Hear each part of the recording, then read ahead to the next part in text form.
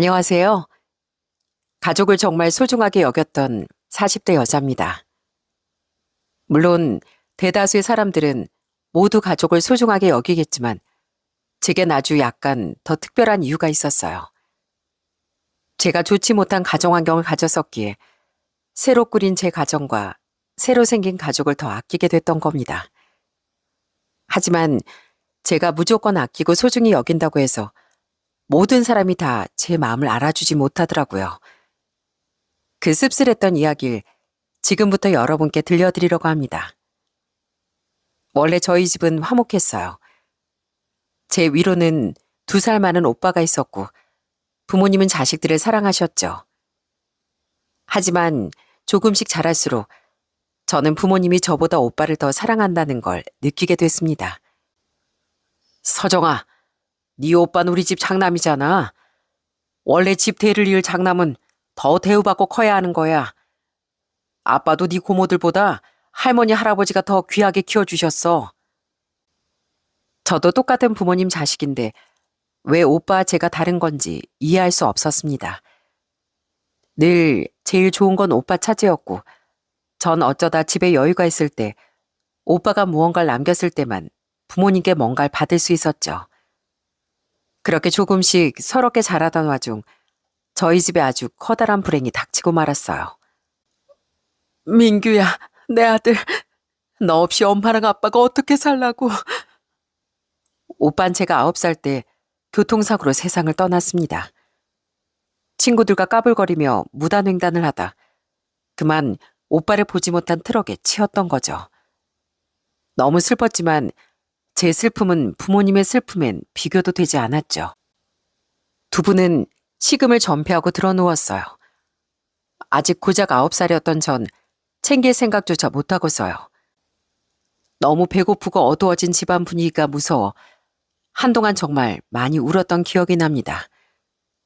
혼자 부모님 흉내를 내서 계란 후라이를 해보겠다고 기름도 두르지 않고 시도했다가 후라이팬에 계란이 다 달라붙고 불까지 낼 뻔해서 엄마에게 크게 혼돈났었죠. 오빠가 떠난 이후 저희 집은 삭막함 그 자체였습니다. 게다가 부모님은 오빠를 잃은 탓을 서로에게 돌리며 점점 다툼이 잦아지기 시작했어요. 제가 엉엉 울면 시끄럽다며 화까지 냈기에 전 방에 들어가 늘 숨죽여 울어야 했죠. 그리고 부모님은 결국 제가 12살 때 이혼을 했습니다. 부모님은 서로 절 데려가라며 절 떠밀더라고요. 결국 전 엄마 살게 됐고 아빠는 3년 뒤 재혼을 했습니다. 엄만 절 못 살게 굴진 않았지만 저를 좀 짐처럼 취급했어요. 서정이 제가 아니고 차라리 민규가 살아있어야 했는데 불쌍한 내 아들. 그런 엄마의 무심한 말에 상처를 받고 자라다 한 번은 혼자 술을 마시던 엄마의 혼잣말을 들어버리고 말았는데요. 정말 너무 충격적이었어요. 죽어야 했던 게 차라리 저였으면 좋았을 거라니 제 존재가 부정당한 느낌이더라고요. 솔직히 반항심도 생겼었는데 그렇다고 말썽을 피우진 않았습니다. 저는 늘 엄마가 절 버릴까봐 무서웠는데 그랬다간 정말 버림을 받을까봐 겁이 났거든요. 그래서 잔뜩 숨을 죽이고 살았건만 엄만 결국 절 정말 버리더라고요. 엄마도 새 인생 살아야지. 엄마 아직 46밖에 안 됐는데 너 때문에 언제까지고 발목 묶여 있을 수는 없잖아. 그리고 엄마 널 위해서 널 네 아빠 집에 보내는 거야. 아무리 새아빠라고 해도 생판 남인 남잔데 같이 살기에도 네가 불편하고 무섭잖아. 차라리 여자인 네 아빠 새처가 낫지. 엄만 제가 17살 때 재혼했습니다. 그동안 엄마에게 양육비만 보내며 절 보러 오지도 않았던 아빤 한운 수 없이 절 맡게 됐어요. 전 그 집에 녹아들지 못하고 굉장히 겉돌며 지냈죠. 아빤 제게 용돈을 주고 학교를 보내줬지만 재혼한 아주마의 사이에서 낳은 어린 제 이복 남동생을 훨씬 예뻐했어요. 전 어쩔 수 없이 딱 기본만 챙겨주는 느낌이었달까요? 아줌마도 제게 밥을 차려주긴 했지만 늘 제게 눈치를 주더라고요. 그렇게 제겐 엄마도 아빠도 있었지만 평범한 가정에서 자란 다른 애들과 다르게 전 제 뿌리를 내릴 곳을 찾지 못하고 늘 붕 떠서 위태롭게 사는 느낌이었습니다. 전 아빠의 집이 불편해 20살이 되자마자 그동안 아르바이트했던 돈을 모아 독립을 하고 취업도 했어요. 공부에 집중할 수 있는 환경도 아니었고 애초에 공부머리를 타고난 것도 아니었기에 대학은 일찌감치 포기했거든요. 나랑 같이 살자, 서정아. 내가 네 가족이 돼줄게. 내가 네 뿌리를 내릴 수 있는 든든한 땅이 되어줄게. 이렇게 어디에도 속하지 못하고 자란 전 빨리 결혼해서 가정을 꾸리고 싶었어요. 내가 속해 있을 수 있는 진짜 내 가족을 만들고 싶었죠. 그런 전 20대 중반의 나이에 소개로 만나 연애하던 남편과 결혼하게 됐어요. 남편은 저보다 2살 연상으로 한 회사에서 기술직으로 일하던 사람이었는데요. 연애 시절에 저처럼 대학에 가지 않고 성인이 되자마자 바로 사회에 뛰어들었다고 말해주더라고요. 내가 말했지? 시골에 계신 우리 부모님이 형편이 좋지 않으셨다고. 부모님은 그래도 내가 공부하기 바라셨는데 차마 우리 형편에 학원을 보내달라거나 가회비를 내달라는 말을 못하겠더라고. 내 아래로 여동생도 2이나 있는데 장남으로서 그러면 안 될 것 같았어. 그래서 공고를 졸업하고 바로 서울로 상경해서 취업했지. 남편은 그렇게 번 돈으로 집에 생활비를 보태려고 했는데 시부모님은 그 돈을 절대 받지 않으셨다고 해요. 자식 등골 빼먹는 부모는 절대 되기 싫다고 그 돈을 차라리 빨리 모아서 자리를 잡으라고 하시더라. 그래도 그 뒤에 부모님이 오래전에 빌려줬다가 못 받고 있던 돈을 친척한테 돌려받게 되면서 우리 둘째는 대학에 갈 수 있었고 막내 원래 꿈이 미용사여서 대학에 안 가고 바로 미용실에 취업했지. 남편은 집을 도우려고 했건만 결과적으로 별로 도움이 된 게 없었다며 멋쩍어 하더라고요. 그래도 전 남편이 참 멋진 사람이라고 생각했습니다. 중요한 건 마음이니까요. 저는 책임감도 있고 가족을 사랑할 줄 아는 남편이 너무 좋았어요. 그러다 한 번은 결혼 이야기가 오가던 때 경기도 시골에 있던 시댁에 초대를 받아 놀러 간 적이 있습니다. 사실상 그날 첫인사를 드렸던 거죠. 장국 씨 부모님이 날 마음에 안 들어 하시면 어떡하지? 나 같아도 나처럼 복잡한 가정사를 가지고 있는 여잔 마음에 안 들어 할 것 같거든. 나 너무 떨려. 괜찮아. 우리 부모님 사람 겪어보지도 않고 편견 가지시는 분들 아니야. 걱정하지 마. 그날 선물 세트를 사들고 시댁으로 향하는 내내 어찌나 떨리던지요. 저희 집 가정사가 복잡해서 절 곱지 않은 시선으로 보실까봐 무섭더라고요. 그런데 막상 가보니 환대도 그런 환대가 없었습니다. 우리 예비 며느리가 드디어 왔구나. 나랑 우리 남편이랑 너 기다리느라 목이 빠질 뻔했지 뭐니. 환영한다 서정아. 제가 가자마자 시부모님은 번갈아가며 절 꼭 안아주시더라고요. 그런 두 분의 몸에선 약한 흙냄새와 따뜻함이 느껴졌죠. 저희 부모님에게 안긴 건 언제였는지 기억도 안 났는데 괜히 코끝이 시큰해지더군요. 그리고 제 사정을 이미 들어 알고 있던 시부모님은 괜히 위축되어 있던 절 따뜻하게 보듬어 주셨습니다. 그날 시댁에서 보낸 시간이 전 정말 좋았어요. 인자하고 다정한 시부모님과 비록 가난했어도 사랑을 받고 자란 티가 나던 착한 시누이들, 그 가운데서 절 조용히 챙겨주던 남편까지, 이게 바로 제가 그동안 꿈꿔왔던 화목한 가정이구나 싶더라고요. 그리고 이런 집안의 며느리가 된다는 사실이 너무 뿌듯하고 기뻤습니다. 제 결혼식에 친정 부모님도 참석을 하긴 하셨어요. 그렇게 결혼한 뒤 전 그래도 부모님이니 두 분과 한 번씩 보고 살긴 했지만 교류가 그렇게 잦진 않았죠. 저도 두 분을 그렇게 좋아할 수 없었고 두 분 모두 저보단 새로 꾸린 가정에 더 충실했으니까요. 반면 전 남편과 함께 두 딸을 데리고 시댁엔 정말 자주 찾아갔습니다. 저를 친딸처럼 대하며 잘해주시던 시부모님이 정말 좋았거든요. 자, 애미야, 여기 한번 누워봐라. 너 지혜 낳으면서 허리가 많이 안 좋아졌잖아. 그게 마음에 걸려서 너 주려고 시장 가서 이불 하나 새로 사왔다. 어찌나 두툼하고 푹신한지 몰라. 시부모님은 늘 제가 가면 시댁에서 제일 두툼하고 좋은 이불을 꺼내주셨어요. 제가 큰딸을 낳으며 허리가 안 좋아졌을 땐 시아버진 절 위한 이불을 직접 사오기도 하셨죠. 또 전 시부모님과 콩나물을 다듬는다든지 나무를 손질한다든지 하며 TV를 보는 걸 좋아했는데요. 그걸 아신 뒤로 시어머니는 제가 시댁에 가기 전엔 꼭 TV 편성표를 확인해 두시더라고요. 애미야, 이따 어디 채널인가에서 전에 네가 잘 보던 드라마 재방영한다더라. 우리 이따 과일 먹으면서 그거 같이 보자꾸나. 어머님은 어쩜 그렇게 그날그날 TV에서 뭘 하는지 꿰뚫고 계세요? 네가 나랑 TV 보는 걸 좋아하지 않니? 그래서 너 온다고 하는 날은 미리미리 확인해 두는 거지. 저번에 막내가 어떻게 확인하는 건지 알려줬거든. 너무 감동이었어요. 제가 그 시간을 좋아했던 이유는 전 오빠가 떠난 뒤 단 한 번도 부모님과 그런 일상적인 행복을 누려본 적이 없었기 때문이었어요. 왜 TV를 보면 화목한 가족들은 꼭 거실에 둘러앉아 수다를 떨거나 TV를 보곤 하잖아요. 드라마를 보며 혀를 끌끌 차기도 하고요. 저는 겪어보지 못했던 그 평범한 행복을 시부모님과 함께 누릴 때면 괜히 제 마음이 평화로워지는 것 같다. 그 시간을 정말 좋아했던 거예요. 나중에 맥주를 한잔하며 그 말씀을 드리니 시부모님은 눈물까지 지으셨죠.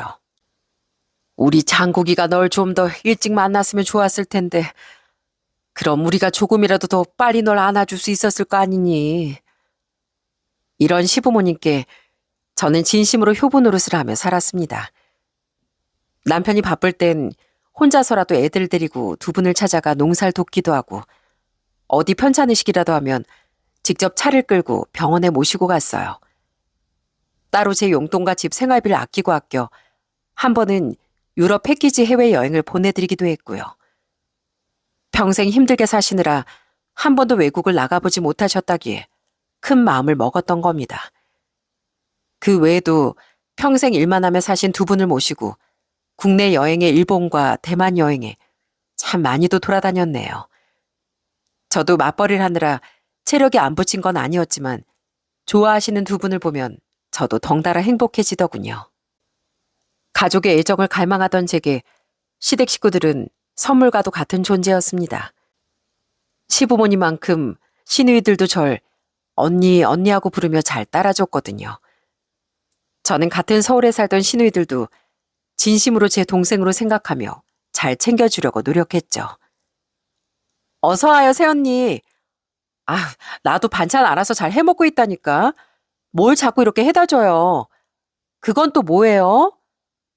아, 이건 큰아가씨 몫이고 이건 작은아가씨 가져다 주려고요.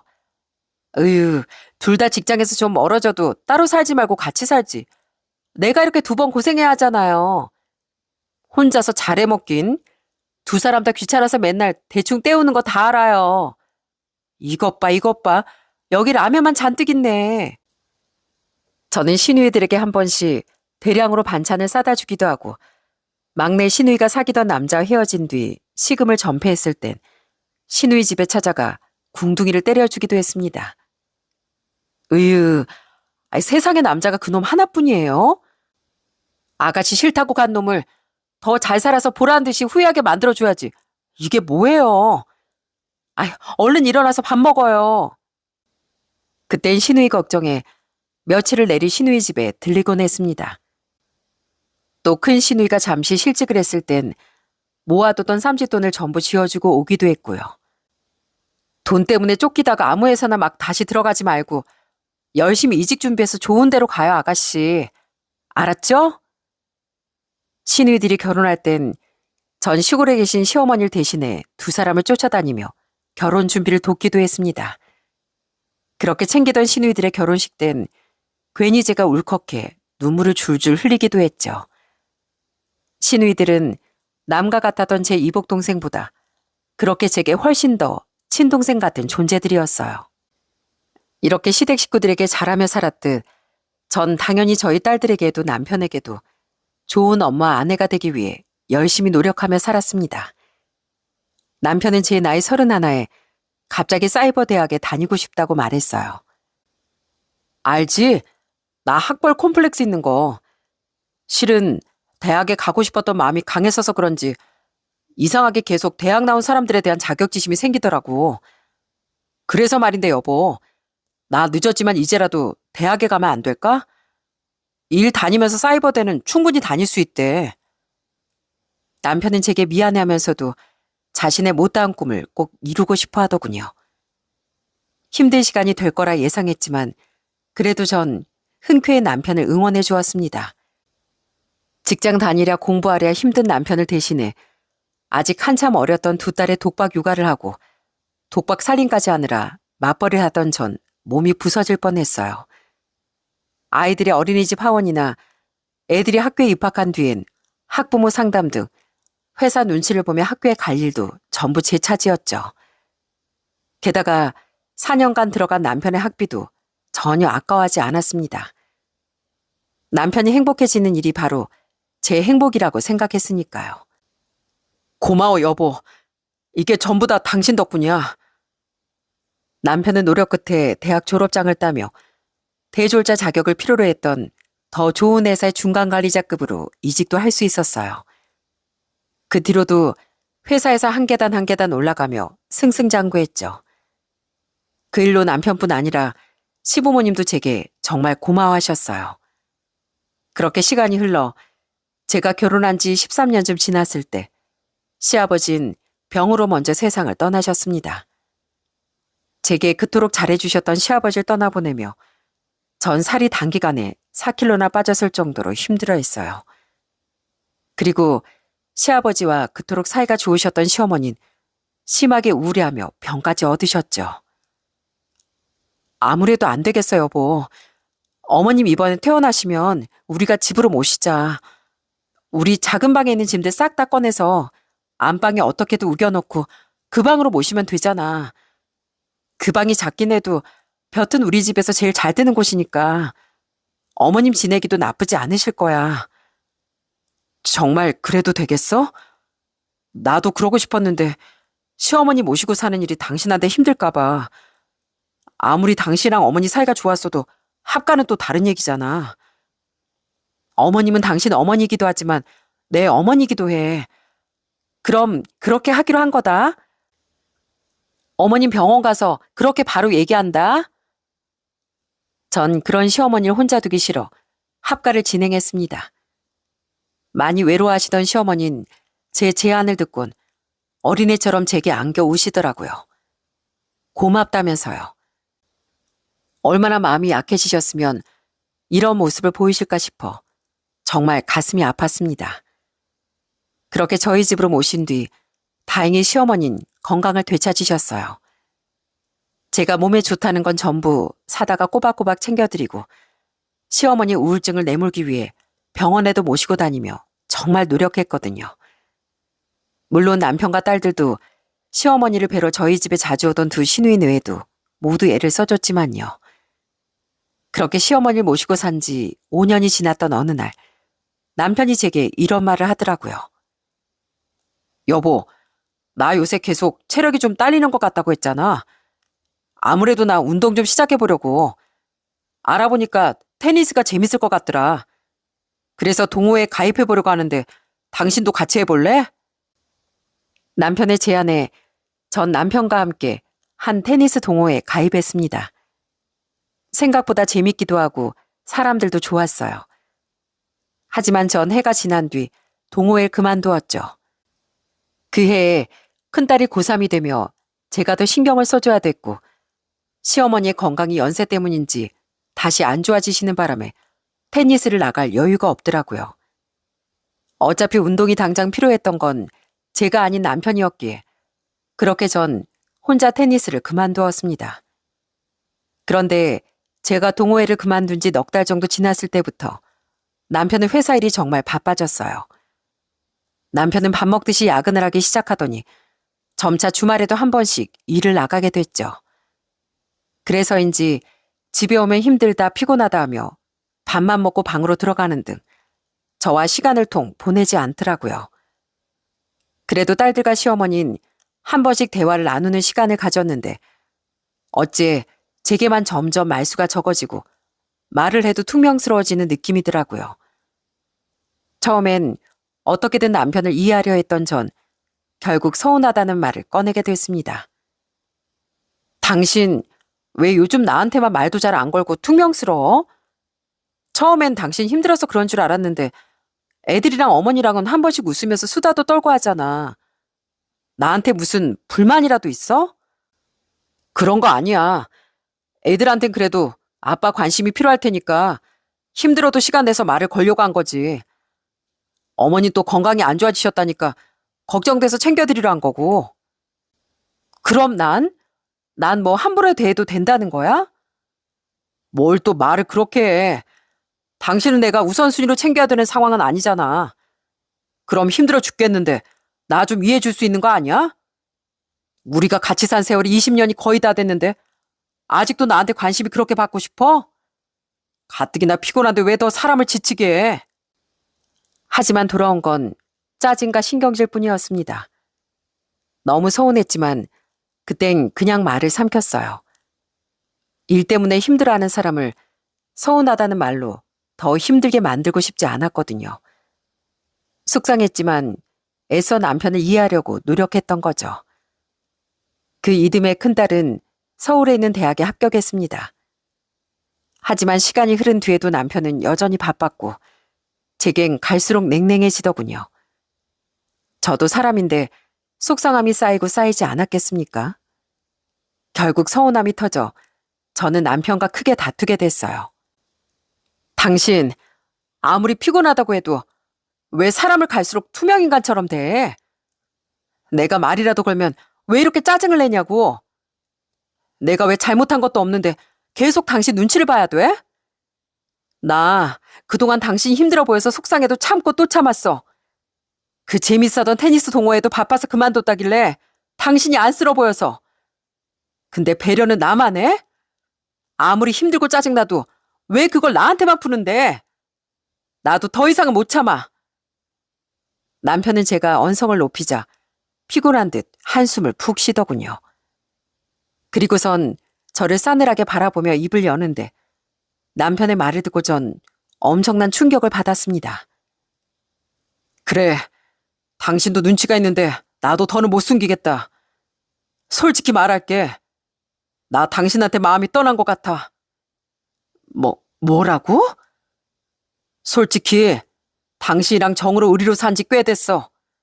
그건 당신도 알 거야. 어쩔 수 없는 거잖아. 살아온 세월이 있는데 근데 바빠지기 시작하면서 너무 지쳐서 그런지 자꾸 당신이 귀찮게 느껴지는 거야. 어머니랑 애들은 내 혈연이니까 여전히 소중한데 당신만은 자꾸 싫어지더라고. 알지? 밥 먹는 게 꼴 보기 싫어지면 그 관계 끝이라는 거. 나 참고 참았는데 이젠 당신이랑 밥 먹기도 싫어질 지경에 이르렀어. 미안해. 그래서 그랬어. 너무 비수 같은 말에 왈칵 눈물이 터지더군요. 밖에서 시어머니가 듣고 있을 거라는 생각도 있고 저는 소리를 지르고 말았습니다. 어떻게 그렇게 심한 말을 할 수가 있어?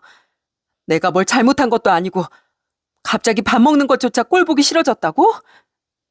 내가 그동안 당신한테 얼마나 헌신했는데 얼마나 당신 가족을 위했는데 어떻게 나한테 그런 말을 할 수가 있냐고? 이게 다 무슨 소리야?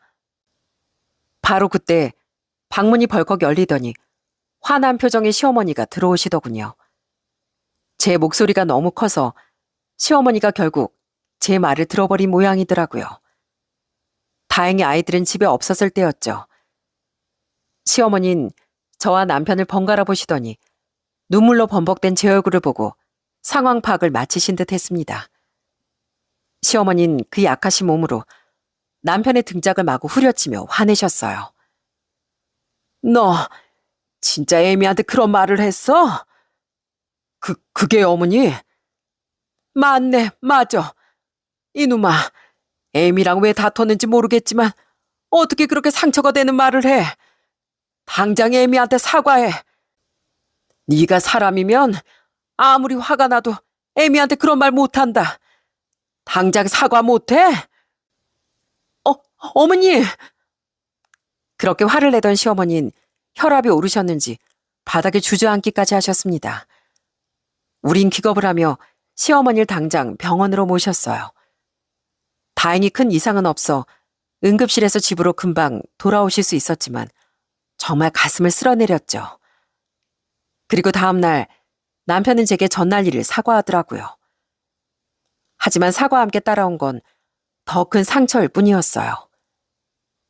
어젠 내가 말이 좀 심했지? 미안해. 근데 여보, 어제 한 말은 진심이었어. 마음이 이 지경까지 왔는데 우리가 같이 산다고 한들 행복할까? 난 아니라고 생각해. 그러니까 우리 그냥 이혼하면 안 될까? 아직 우리 젊은데 마음에도 없는 사람이랑 계속 같이 살기는 억울하잖아. 뭐? 당신 진짜... 아니, 어떻게 이렇게 나한테 잔인해? 당신 내 도움 아니었으면 지금 그 직장에서 그 정도 위치까지 올라갈 수 있었을 것 같아?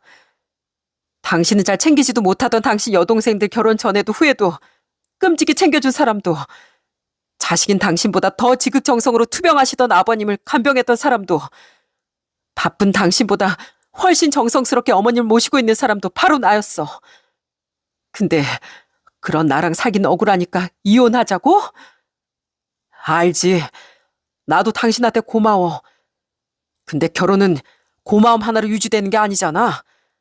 화만 내지 말고 진지하게 생각을 좀 해줘. 시끄러워. 나중에 이혼한 한 있더라도 지금은 안 되니까 입 닫아. 지혜는 대학에 갔다고 해도 지훈이는 아직 고등학생이야.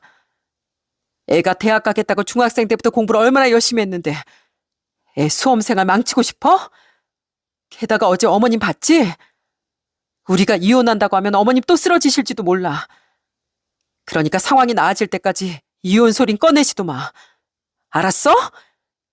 당신 좋아서 못 갈아선다는 거 아니니까. 남편은 기어코 제게 이혼 요구를 했던 겁니다. 어찌나 상처가 되던지 금세 눈물이 또 터질 것 같더라고요. 하지만 눈물을 보이긴 자존심 상해 전 저렇게 말했던 거죠. 그런데 그 뒤로도 남편은 계속 한 번씩 이혼에 대해 언급하더라고요. 한 번은 네가 그러고도 아빠고 자식이냐며 욕짓거리까지 해줬더니 불만스러운 표정으로 입을 꾹 닫더라고요. 저랑 그 정도로 살기 싫다는데 저도 그런 사람과 계속 사는 게 참 비참했습니다. 그래도 적어도 둘째가 수험 생활을 끝내고 대학생이 될 때까지만, 또 시어머니의 건강이 조금이라도 회복될 때까지만 참으려고 했어요. 특히 얼마 전 쓰러지듯 하셨던 시어머니의 모습이 자꾸 생각나 시어머니께 충격을 드리기가 너무 조심스럽더군요. 남편은 미웠어도 시어머니는 너무 사랑했으니까요. 그렇게 약간의 시간이 더 흘러 가을이 찾아왔더라고요. 그동안 남편과 제 사이는 갈수록 냉랭해졌어요. 가족들 앞에선 최대한 티를 내지 않으려 했지만 시어머니도 눈치채고 걱정하셨고 딸들도 서서히 우리 눈치를 보는 것 같더라고요. 그러다 어느덧 우리의 20번째 결혼 기념일이 돌아왔습니다. 그날은 주말이었는데 남편은 또 출근을 하더라고요. 그때 출근하는 남편에게 작은 딸이 이런 말을 했습니다. 아빠, 오늘 결혼 기념일인 거 아니시셨죠? 저랑 언니가 케이크 사올 테니까 엄마 줄 꽃다발이라도 하나 꼭 사오세요. 꼭이요? 작은 딸은 멀어지던 부모의 사이를 위해 노력했던 겁니다. 남편은 어두워진 표정으로 집을 나섰고요. 그리고 그날 저녁 남편이 결혼 기념일 선물이랍시고 가지고 온 건 꽃다발이 아닌 아주 충격적인 존재였죠. 뭐야, 그 여잔 누구야? 결혼 기념일이고 뭐고 제겐 의미도 없었지만 그래도 딸들이 케이크를 사왔기에 전 가족들을 위해 고기라도 구울 생각이었습니다. 그런데 저녁을 차리기도 전에 남편이 집으로 돌아왔더군요. 그런데 그 옆엔 굉장히 화려하게 생긴 30대 후반 정도로 보이는 여자가 한 명 같이 왔더라고요. 딸들도 저도 시어머니도 어리둥절했죠. 그리고 남편이 그 여자의 정체를 밝힌 순간 가족들은 모두 경악하고 말았어요. 나랑 만나고 있는 사람이야. 테니스 동호회에서 만나서 인연이 된 사람인데 나 당신이랑 이혼하고 이 사람이랑 재혼하고 싶어. 미안한데 꽃다발 같은 건 없고 이게 내 20주년 결혼 기념일 선물이야. 내가 얼마나 쓰레기 같은 인간인지 이제 잘 알았지? 그러니까 더는 버티지 말고 이만 이혼 서류에 도장 좀 찍어줘. 뭐라고? 그러니까 저 어린 여자가 당신 상간녀라고? 맞아. 미안해. 원래 이렇게까지 당신 상처 줄 생각은 없었어. 그냥 미안해서 조용히 당신이랑 정리부터 하고 싶었는데 당신이 자꾸 가족들 핑계대면서 이혼을 안 해줬잖아. 사실 막내 수능이야. 상황이 어떻든 공부할 애들은 다 하고 어머니도 그때 병원에 가시긴 했지만 별다른 이상은 없지 않았어? 시간이 흐른 뒤에 당신이랑 이혼한다고 해도 그때 어머니가 지금보다 건강하실 거란 보장도 없는데 더 시간 끌기 싫었어 난. 내 청춘이 아깝더라고. 그래서 하는 수 없이 이런 강수를 뒀던 거야. 애들은 당신을 더 좋아하니까 당신이 데려가도 괜찮아. 위자료도 법정에서 주라는 대로 줄 테니까 그만 나 좀 포기해주라. 이렇게 부탁해. 정말 기가 막혔습니다. 그러니까 그동안 남편은 일이 바빴던 게 아니라 그 여자와 바람을 피우느라 바빴던 거더군요. 동호회 사람들에게 들킬까봐 테니스도 그만둔 거였고요.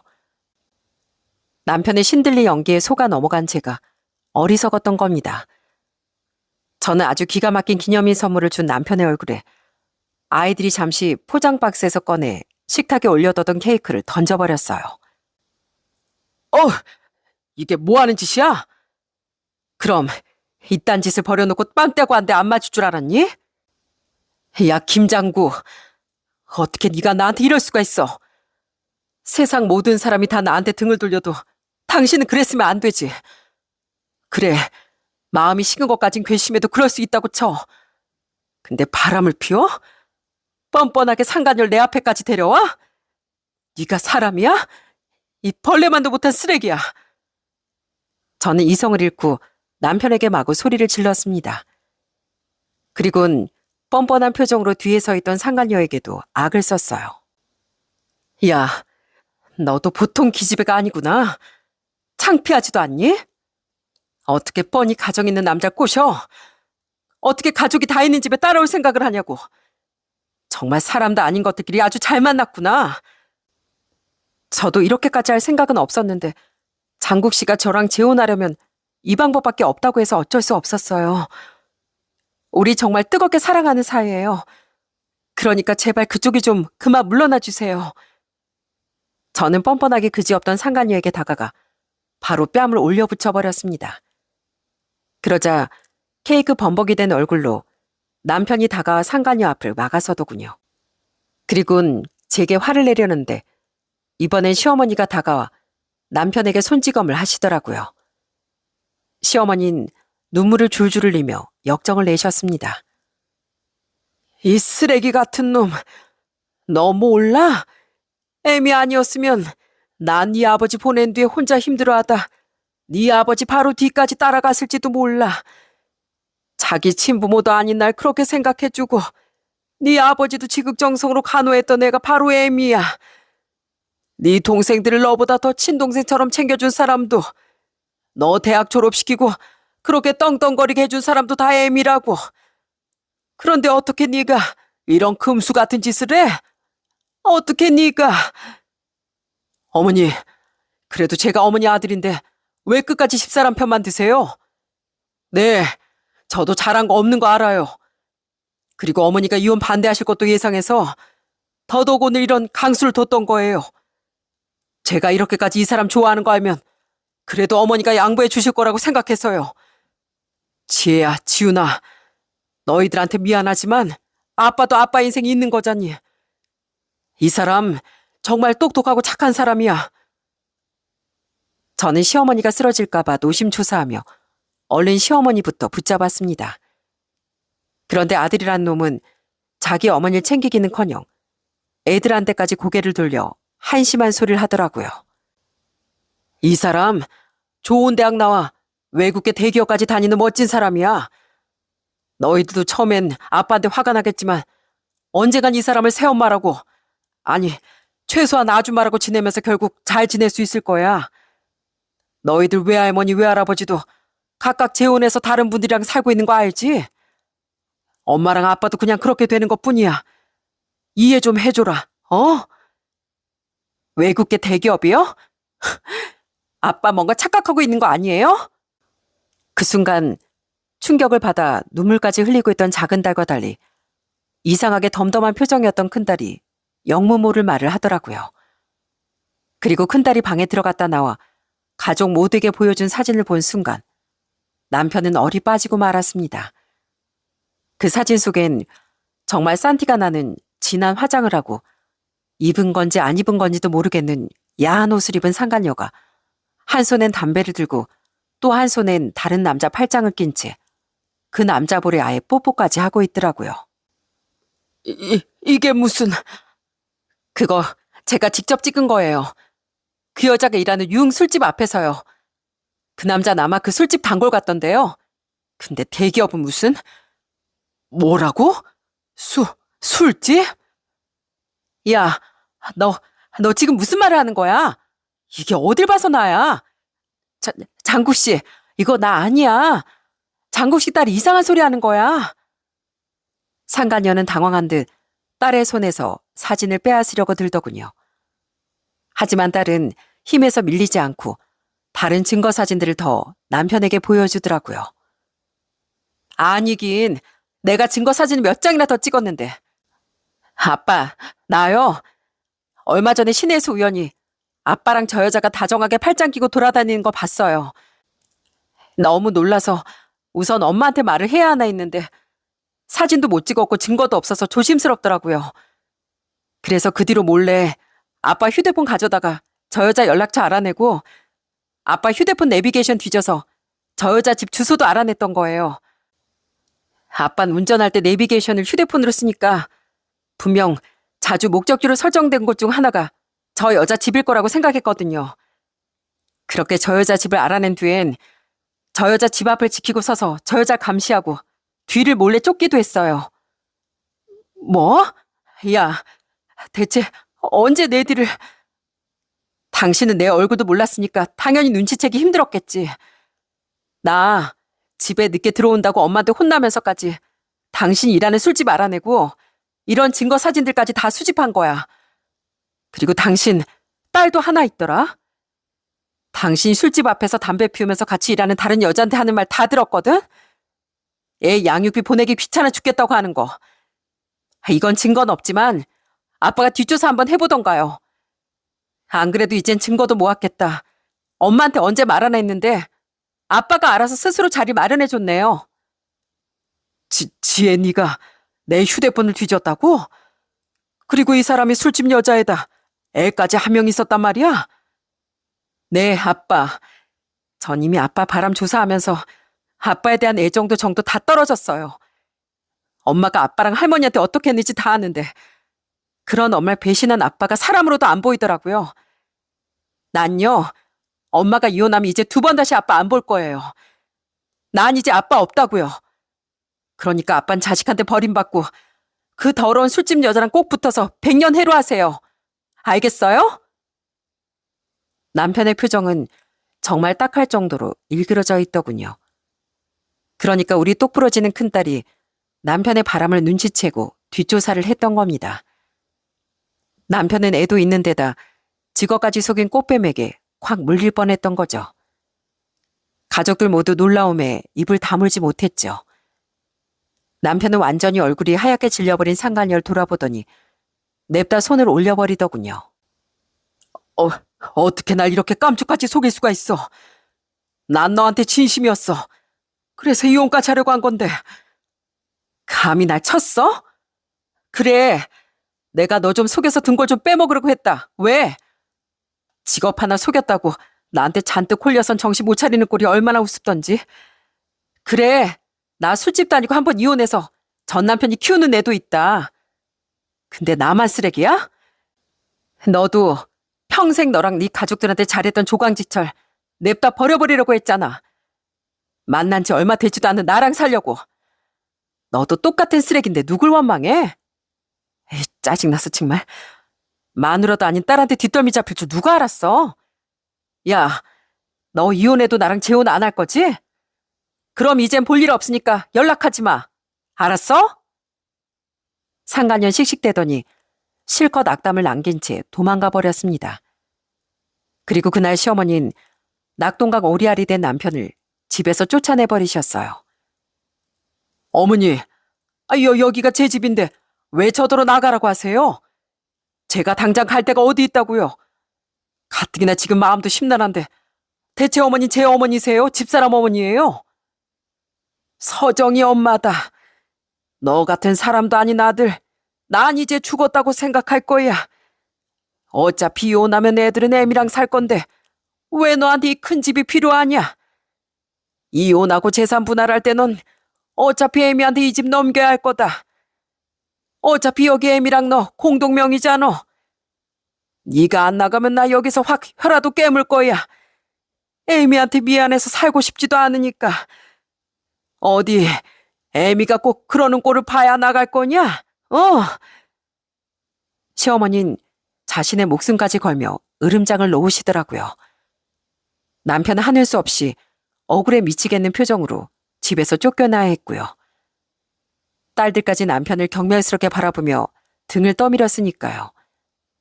전 그런 남편의 등 뒤에 대고 싸늘하게 말했죠. 당신은 천벌받은 거야. 당신을 진심으로 위했던 내 마음을 산산조각 내버렸으니까. 당신 인생은 이제 더없이 초라해질 거고 그건 다 당신이 자처한 일이라는 거 잊지 마. 그런데 그게 끝이 아니었습니다. 다음날 시어머니는 큰 시누이 내외를 불러 짐을 싸서 시누이 내로 가셨어요. 시어머니에게 남편의 바람에 대해 전해 듣고 작은 시누이 내외도 집으로 달려와 제게 울면서 사과를 했죠. 어떻게 오빠가 그럴 수가 있어요? 지금 자기가 그렇게 잘 먹고 잘 살게 된 게 다 누구 덕분인데요. 내 말이 언니, 새언니 정말 죄송해요. 우리도 진짜 그런 인간 오빠로 생각도 안 하고 살 거예요. 시누이들도 시어머니도 무슨 잘못이 있었겠습니까? 전 울며 집을 나가려던 시어머니를 붙잡으려고 했어요. 하지만 시어머니는 눈물을 흘리며 끝내 제게 작별 인사를 하셨죠. 미안하다, 애미야. 그래도 너도 네 인생에 있는데 어떻게 장국이 그놈이 그런 짓을 했는데도 네 시어머니로 남아있을 수 있겠니? 난 딸들 집으로 가면 된다. 그러니까 넌 이 집에서 지혜랑 지훈이랑 행복하게 살아. 내 아들 같은 놈은 다 있고 그렇게 잘 사는 게 최고의 복수야. 알지? 미안하다, 내 딸. 내 며느리. 그렇게 전 가족들과 눈물의 작별을 하며 남편과 이혼하게 됐습니다. 남편은 집에서 쫓겨난 뒤 우선 원룸을 구해 머무르고 있는 듯 했어요. 당연히 그 꽃뱀과는 헤어진 채로요. 그래도 양심은 있었는지 남편은 제게 차마 매달리지 못하더라고요. 이혼을 하며 전 남편이 더 좋은 직장에 다닐 수 있도록 열심히 뒷바라지했던 점, 시댁 식구들에게 잘하고 특히나 시어머니를 모시고 살았던 점 등이 도움이 되어 살던 아파트와 함께 아주 유리한 재산 분할을 받을 수 있었습니다. 물론 거기엔 남편의 바람으로 인한 위자료와 아직 성인이 되지 않은 둘째 양육비도 포함이었고요. 물론 전 상간녀에게도 위자료를 받아낼 수 있었습니다. 그래도 남편 회사엔 찾아가거나 민원을 넣진 않았습니다. 정말 마음 같아선 그러고 싶은 마음이 굴뚝 같았지만 그래도 시어머니와 우리 딸들을 생각해 꾹 참았던 거예요. 아들이 그리고 아빠가 너무 심하게 몰락하는 모습을 보면 아무리 절연한 사이라고 해도 상처가 될 테니까요. 그렇게 아직 그때로부터 1년까진 지나지 않은 지금 전 가끔 시누이들과 시어머니와 연락을 하며 지내고 있습니다. 다행히 시어머니의 건강은 더 나빠지진 않으신 상태예요. 가끔 저희 딸들 데리고 큰 시누이네에 갈 때마다 시어머니는 여전히 눈물을 흘리며 제게 미안해 하시죠. 잘 지내고 있는 거 맞지? 애미 너 어째 살이 더 빠진 것 같다. 내가 아들 하나 잘못 키우는 바람에 정말 미안하다, 에미야. 아니에요, 어머님. 그 미안하다는 말 그만하시라니까요. 저 정말 잘 지내요. 걱정 마세요. 우리 딸들뿐 아니라 시누이들과 시어머니도 전 남편과 인연을 완전히 끊었다더군요. 아예 전 남편 번호를 휴대폰에서 다들 차단해 버렸다고 해요. 그렇게 상간녀와도 헤어지고 가족 모두에게 절연당한 전 남편은 외로웠는지 한 번은 큰 시누이네 막무가내로 찾아갔었다고 합니다. 지금 작은 오피스텔에서 혼자 맨날 배달 음식 시켜 먹으면서 처량하게 살고 있나 봐요. 자업자득이죠 뭐. 들어보니까 어떻게 말이 새어나갔는지 술집 여자랑 바람 피워서 이혼당했다고 회사에도 소문이 쫙 났다더라고요. 너무 외롭다고 명절에라도 오게 해달라고 와서 비는데 엄마가 소금을 뿌려서 쫓아내버렸어요. 에휴, 한심한 인간 같으니라고. 그렇게 가족들이 아무도 상대해주지 않으니 전 남편은 슬그머니 저까지 찾아왔더군요. 얼마 전 저희 회사 앞으로 찾아온 전 남편을 보고 정말 기겁을 했다니까요. 전 남편이 이제와 제게 잘 지내냐고 묻더니 쭈뼛거리며 사과를 했습니다. 여보, 너무 보고 싶었어. 근데 너무 염치가 없어서 차마 그동안 당신한테 사과도 제대로 못했어. 나 요즘 너무 외로워. 회사에서도 손가락질 당하고 월급을 받아도 맛있는 거 나눠 먹을 가족도 하나 없고 사는 게 아니야. 여보, 애들은 잘 지내는 거지? 아직도 다들 날 용서 못하겠대? 한 번의 실수가 이렇게까지 내 인생을 망칠 줄은 몰랐어. 너무 후회돼, 여보. 애들은 당신 얘기만 나와도 몸서리쳐. 그러니까 애들이 용서할 때까지 애들 앞에 나타날 생각도 하지 마. 난 당연히 당신 같은 사람 상종해주고 싶은 생각도 없으니까 용서해달란 말 같은 거 꺼내지도 말고. 그래도 당신 지혜가 그 여자 정체 폭로해서 당신 인생 구해준 걸 고맙게 생각해. 그렇게 당신 인생 구해준 딸내미한테 더 부끄러운 아빠 되지 않으려면 앞으로라도 제발 인생 똑바로 살아. 알았어? 또 찾아오면 소리 질러서 확 망신 줄 줄 알아? 그렇게 전 남편을 쫓아낸 뒤 다행히 더 이상 그놈은 절 찾아오지 않았어요. 비록 그렇게 전 남편은 평생 다시 볼 생각은 없지만 자신들의 아들, 오빠가 아닌 제 편에 서준 저희 시댁 식구들과 앞으로도 인연을 이어갈 생각입니다. 어찌 보면 전 남편이 아닌 그들이 제 진정한 가족이었던 셈이니까요. 그리고 제 친정 부모님은 나이가 드셔서 그런지 이혼한 딸에게 전보단 관심이 많아지셨는데요. 그런 부모님과 가까워지기엔 이미 너무 많은 시간이 흐른 것 같아 두 분께는 전처럼 딱 최소한의 선만 지키면서 살아가려고 해요. 저는 제 부모님에게도 남편이었던 사람에게도 크게 실망하고 깊은 상처를 받았습니다. 그래서 이제는 누구에게 기대하기보단 스스로 중심을 잘 잡고 살아가는데 집중하려고 해요. 엄마인 제가 그렇게 단단해져야 전 남편으로 인해 마음에 금이 간 우리 딸들이 제게 마음 편히 기댈 수 있을 테니까요. 사는 게 참 그런 것 같아요. 믿었던 사람에게 배신도 당해보고 생각지도 못한 사람에게 따뜻한 손길을 받기도 하며 마냥 행복하지도 마냥 불행하지도 않게 흘러가는 게 인생이더라고요. 저를 아프게 했던 부모님이지만 그분들 덕에 제가 세상에 태어났고 절 배신했던 전 남편 덕분에 저는 시부모님과 시누이들 그리고 세상에서 가장 소중한 저희 딸들을 만날 수 있었습니다. 그러니 전 남편으로 인해 큰 상처를 받긴 했지만 언젠간 제 인생에 커다란 행복의 순간도 반드시 다시 찾아올 거라고 믿어요. 그때를 기다리며 전 딸들과 함께 그저 열심히 세상을 살아가려고 합니다. 여러분의 삶에도 저처럼 우여곡절이 많으셨을 텐데 그런 여러분께도 꼭 지금보다 더 큰 행복의 순간이 찾아오길 바랄게요. 그럼 전 이만 여기서 인사드리고 사연을 마치겠습니다. 끝까지 들어주셔서 진심으로 감사드립니다.